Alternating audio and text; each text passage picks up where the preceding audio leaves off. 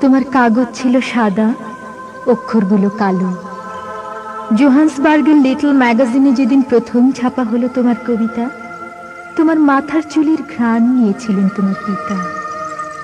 তোমার জীবন ছিল প্রচুর, তোমার বন্ধু ছিল বহু। ডারবান নামক নগরে যেদিন রাত দেখতে বেরিয়েছিলে তুমি তোমার কালো বন্ধুর সাথে, তার 6 মাস পরে জোহান্সবার্গে ফিরলে তুমি ছুটিতে, এবং চাবুক পড়ল পিঠে তোমারই পিতার হাতে। কবি, আমাদের হৃদয়গুলো ভেঙে যায়। কবি, আমাদের হৃদয়গুলো নষ্ট হয়ে যায়। এমন ভাবে হৃদয়গুলো, মানুষগুলো, মেধাগুলো চিরে যায় যে এই মানচিত্রের দিকে তাকিয়ে কোনো কবিতাই আর শেষ করা সম্ভব হয়ে ওঠে না আমাদের দিয়ে। তোমার জন্য জায়গা হয় না জোহানেসবার্গে আপেল ঘেরা বাড়িতে, তোমার জন্য জায়গা হয় না ডারবানের হ্রদের পারে বিদ্যালয়ে। ডারবানের সবুজ মাঠ থেকে, তোমার সেই কালো বন্ধুর পাশ থেকে তোমাকে ওরা ধরে নিয়ে যায়, তোমাকে ওরা তুলে নিয়ে যায় মানসিক হাসপাতালে। তোমার পিতা তোমাকে দেখতে আসেন, তার করতলে নিশ্চিহ্ন আপেলের ঘ্রাণ।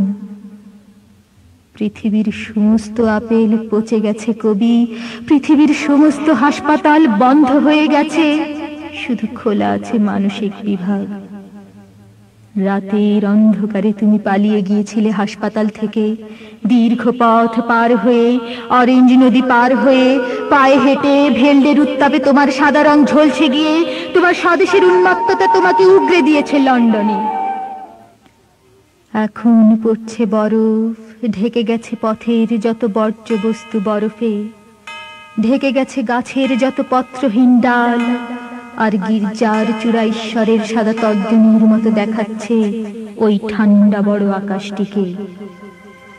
তোমার জানালা দিয়ে এই দৃশ্যের দিকে তাকিয়ে তুমি এখনো লিখে চলেছ তোমার কবিতা, সাদা কাগজে কালো অক্ষরে তোমার কবিতা। মানসিক হাসপাতালের বারান্দা এই পৃথিবীর একটি অংশ, বিরাট একটি অংশ। তোমার কবিতা সেই বারান্দার দেয়ালে অন্ধকারে ঝুলিয়ে দেয়া ফ্লুরোসেন্ট কালিতে লেখা ভালোবাসার কবিতা।